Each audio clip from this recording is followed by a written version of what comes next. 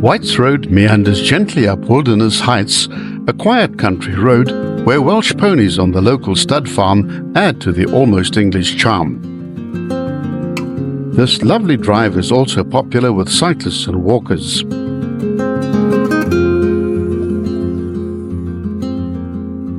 The road has gentle gradients, seldom exceeding 1 in 12, and offers magnificent views of the Tow River Gorge, the estuary, Wilderness Beach and Village, as well as Dolphin Point.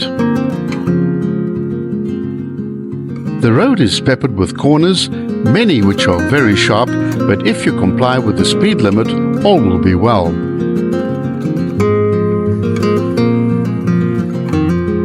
Please note that there's a height restriction halfway along the pass, so don't go and drive this road in a high-roof camper van, bus or truck.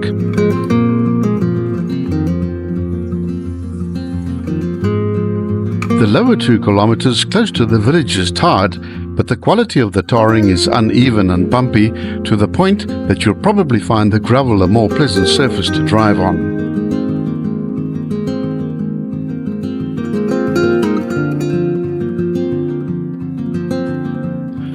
To descend White Roads as we filmed it, there are 2 approaches from the north. If you're driving from George, heading east along the 7 Passes Road and have traversed the Swartrivierhoogte, Kaimansgat and Silver River Pass, turn right where the tar ends at the sign-marked Wilderness Heights and drive for 2 kilometers till you reach a small trading store on the left-hand side of the road. Here there's a fork, with the left-hand option being a gravel road. You must take this fork. This is the northern starting point of White's Road.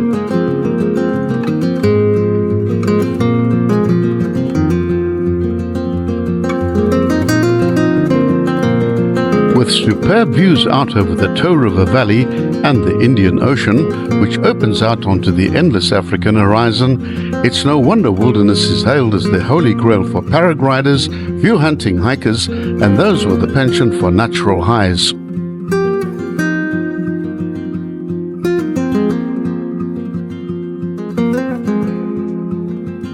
The area is a birdwatcher's paradise thanks to the famously colorful Neisner Lory.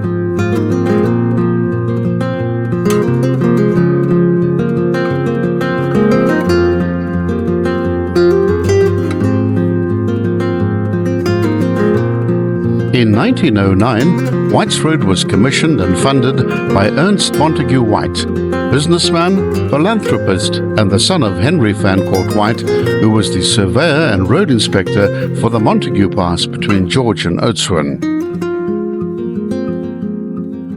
When he ran into financial dire straits, his son took over the loving restoration of his father's house, Fancourt, now a national monument at the foot of Wilderness Heights. Tragically, he and his sister died suddenly after a meal of poisonous mushrooms in 1916.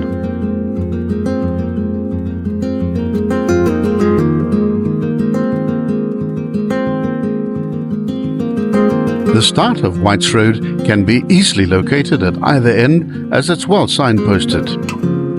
The gradient is very gentle and a far more comfortable drive, walk or cycle than the original Wilderness Heights Road, which is a straight climb up to the plateau with little consideration for weary legs.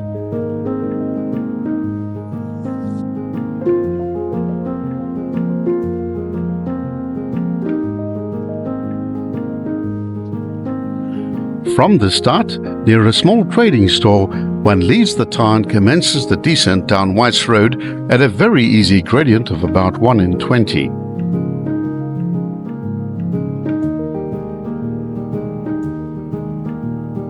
The road soon starts twisting and turning in harmony with the natural contours of the mountain. There are several roads leading off on both sides. These all go to private properties. After a while, the fynbos and heather start giving way to indigenous forests. At the 3.5 kilometer mark, a steel gantry restricts the vehicle height to a maximum of 2,4 meters.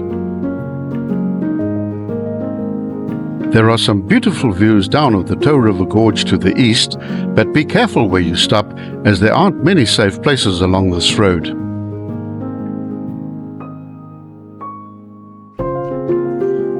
The road starts curving to the south as it persistently but gently continues to descend.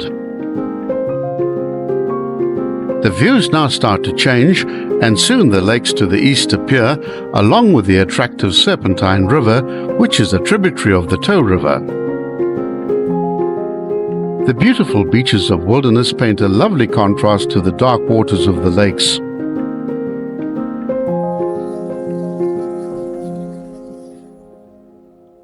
Watch out for walkers and cyclists who frequent this road, especially in the early morning.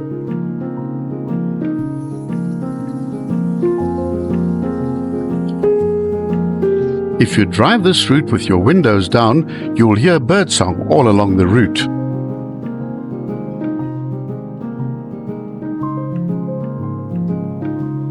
After the halfway mark, the road continues to swing towards the west, and new vistas open up, including the Tow River Lagoon, Wilderness Beach, and the Caimans River mouth with its world-famous curved railway bridge.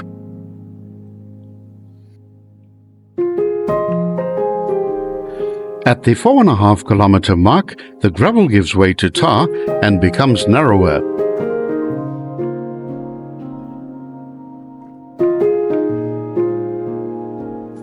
The density of homes along Whites Road increases, and there are many concealed driveways to watch out for.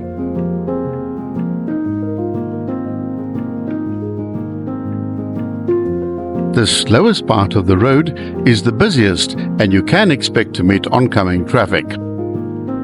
Overtaking is impossible, and getting past any oncoming vehicles will more than likely require one of the vehicles to reverse to a wider spot.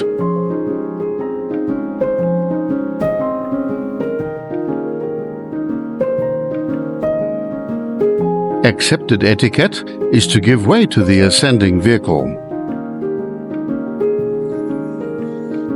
The road drops steadily and reaches its steepest point over the final 500 meters, where it ends near the village center.